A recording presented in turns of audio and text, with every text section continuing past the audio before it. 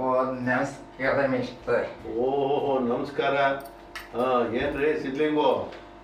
ಏನಿಲ್ಲ ಮಿಸ್ಟರ್, ಈ ಬೇಸಿಗೆ ರಜೆ ಮುಗಿತಾ ಇದ್ದಂಗೆ ನಮ್ಮ ಮೈಕ್ಳು ಈ ಪ್ರಶ್ನೆ ಕೇಳಕ್ಕೆ ತಲೆ ತಿಂತದೆ ಮಿಸ್ಟರ್. ಓಹ್ ಏನ್ ಪ್ರಶ್ನೆ? ನಮ್ಮ ಮೈಕ್ಳಿಗೆಲ್ಲ ಜೂನ್ 1 ಶಾಲೆ ಪ್ರಾರಂಭ ಮಿಸ್ಟರ್. ಹೌದು.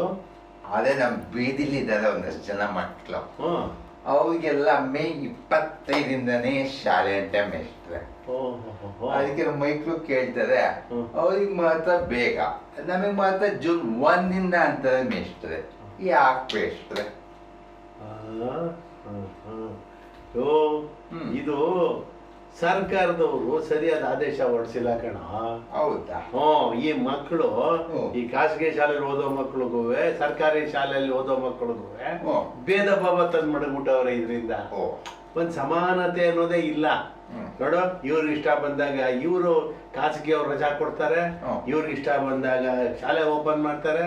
ಆದ್ರೆ ಸರ್ಕಾರ ಶಾಲೆಗಳು ಮಾತ್ರ ಈ ಸರ್ಕಾರ ಹೇಳ್ದಂಗೆ ಮಾಡ್ತಾರೆ. ಹೌದಾ? ಹಂಗಾಗಿ ಪಾಪ ಮಕ್ಕಳಿಗೆ ಭೇದ ಭಾವ ಮಾಡ್ದಂಗ ಆಗ್ತಾ ಇದೆ. ಯಾರಾದ್ರೂ ಪುಣ್ಯಾತ್ಮರೊಬ್ರು ಸಮರ್ಥವಾದ ಶಿಕ್ಷಣ ಸಚಿವ ಬಂದು ಏನೋ ಈ ಭೇದ ಭಾವವನ್ನು ಅಳಿಸೋದಕ್ಕೆ ಒಂದು ಸ್ಪಷ್ಟವಾದ ಆದೇಶ ಕೊಟ್ಟು, ಯಾವ ಸರ್ಕಾರಿ ಶಾಲೆ ಇರಲಿ ಖಾಸಗಿ ಶಾಲೆ ಇರಲಿ, ಒಂದೇ ದಿವಸ ಎಲ್ಲರೂ ಶಾಲೆ ತೆರಿಬೇಕು, ಒಂದೇ ದಿವಸ ಮುಚ್ಚಬೇಕು.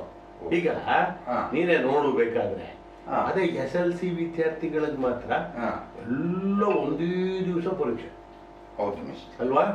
PUC ಅವ್ರಿಗೆ ನೋಡು ಎಲ್ರಿಗೂ ಒಂದೇ ದಿವಸ.